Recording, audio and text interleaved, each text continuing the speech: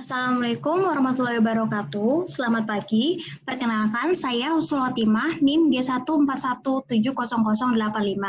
Pada kesempatan kali ini, saya akan memaparkan substansi dan permasalahan yang akan dijadikan subjek penelitian saya yang berjudul Penentuan Faktor-Faktor yang Memengaruhi Kasus Kusta di Jawa Barat dengan Geographically Weighted Negative Binomial Regression, yang dibimbing oleh Ibu Dr. Anda Itasyadina Sulfianti MSI dan Ibu Pika Silvianti SSI MSI. Pokok bahasan pemaparan kali ini yang pertama latar belakang, 2 metodologi, 3 prosedur analisis, dan yang 4 daftar pustaka. Penyakit kusta merupakan penyakit infeksi menular kronis. Pelaksanaan penanganan kasus kusta yang buruk dapat menyebabkan kusta menjadi progresif. WHO menyebut kusta adalah penyakit tropis terabaikan yang masih terjadi di lebih dari 120 negara di dunia, dengan lebih dari 200.000 kasus baru dilaporkan tiap tahunnya.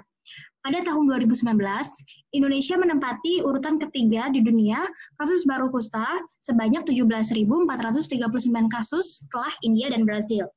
Tingginya kasus kusta ini perlu menjadi perhatian penting bagi seluruh khalayak di Indonesia.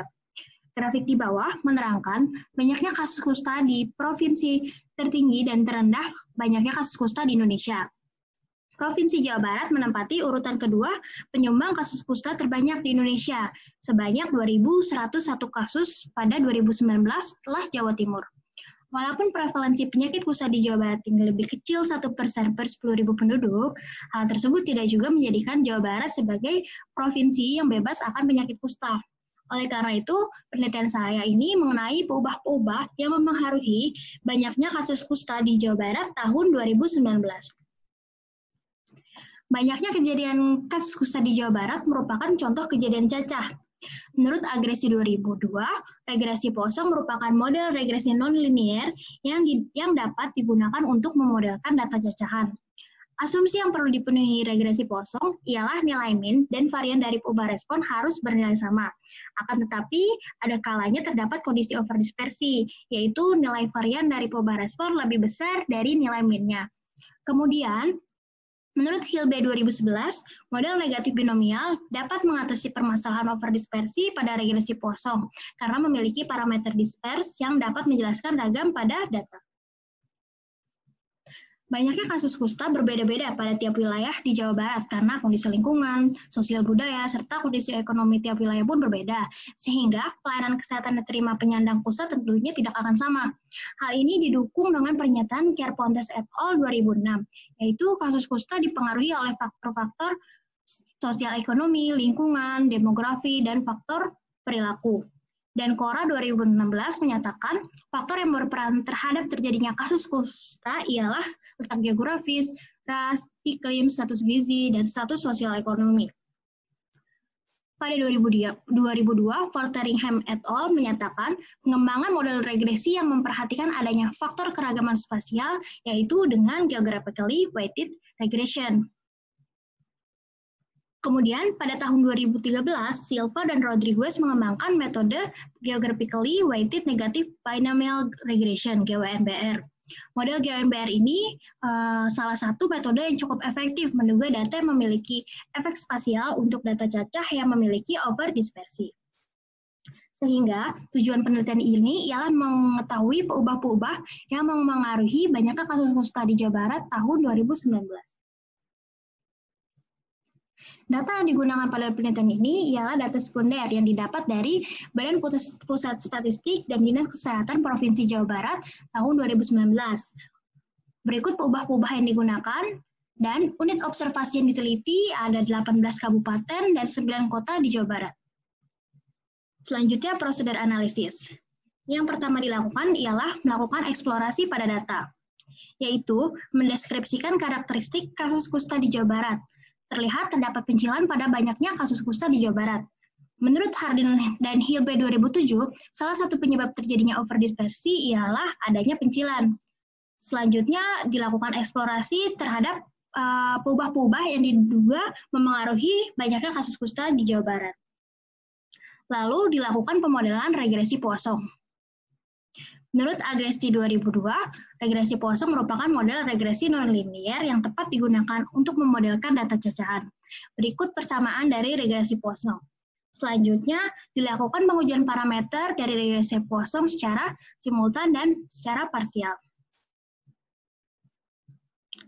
Kemudian dilakukan pengecekan overdispersi. Menurut Cameron dan Trivedi 1998, overdispersi akan berakibat pada nilai standar error yang kecil dan nilai pendugaan parameter cenderung underestimate. Pendeteksian overdispersi dapat dilakukan dengan melihat nilai deviance yang dibagi derajat bebasnya. Apabila nilai tersebut bernilai lebih besar dari 1, maka dapat diduga terdapat overdispersi. Jika tidak terjadi overdispersi, maka model akhir yang didapat ialah model regresi Poisson. Jika terjadi overdispersi, maka dilanjutkan ke model regresi binomial negatif. Menurut Hardin dan Hilbe 2007, salah satu solusi untuk mengatasi masalah overdispersi ialah dengan model binomial negatif yang didasarkan pada distribusi mixture Poisson gamma. Berikut fungsi masa pulang dari model negatif binomial. Pengujian parameter model binomial negatif secara serentak dilakukan dengan metode maksimum likelihood dan dilanjutkan dengan pengujian secara parsial. Kemudian dilanjutkan dengan pengecekan efek spasial.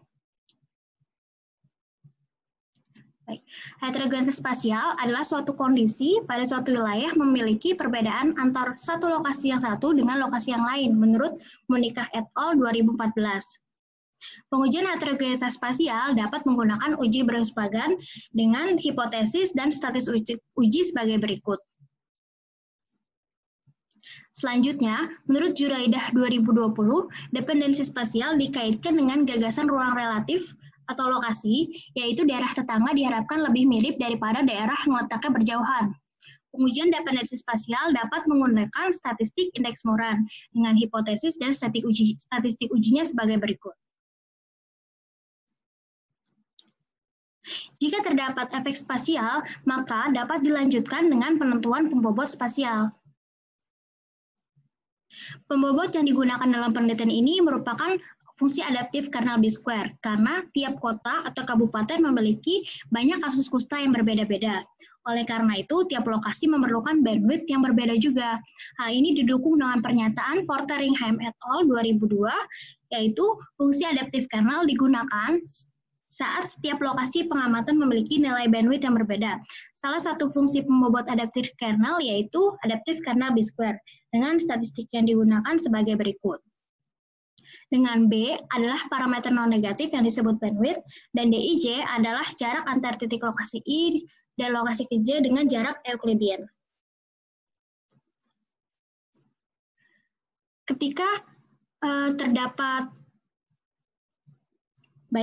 selanjutnya dilakukan pemodelan GONBR. Model GONBR menurut Selva dan Rodriguez akan menghasilkan pendugaan parameter lokal dengan tiap-tiap lokasi memiliki parameter yang berbeda. Model GONBR dirumuskan sebagai berikut.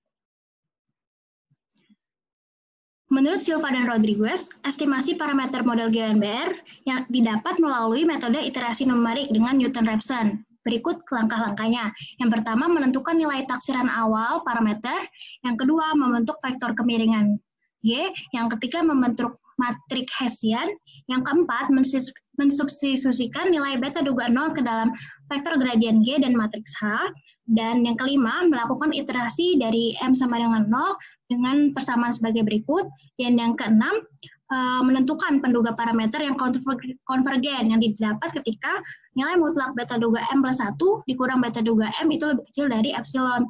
Jika belum menemukan penduga yang konvergen, maka dilakukan langkah kedua sampai mendapatkan penduga yang konvergen. Berikut langkah-langkah penentuan model GONBR. Tahap terakhir ialah kesimpulan, yaitu menginterpretasikan model GONBR dengan tiap-tiap lokasi memiliki parameter yang berbeda dan membuat peta wilayah. Berikut daftar pustaka dari pemaparan ini. Saya akhiri, jika ada kesalahan kata mohon dimaafkan. Terima kasih. Wassalamualaikum warahmatullahi wabarakatuh.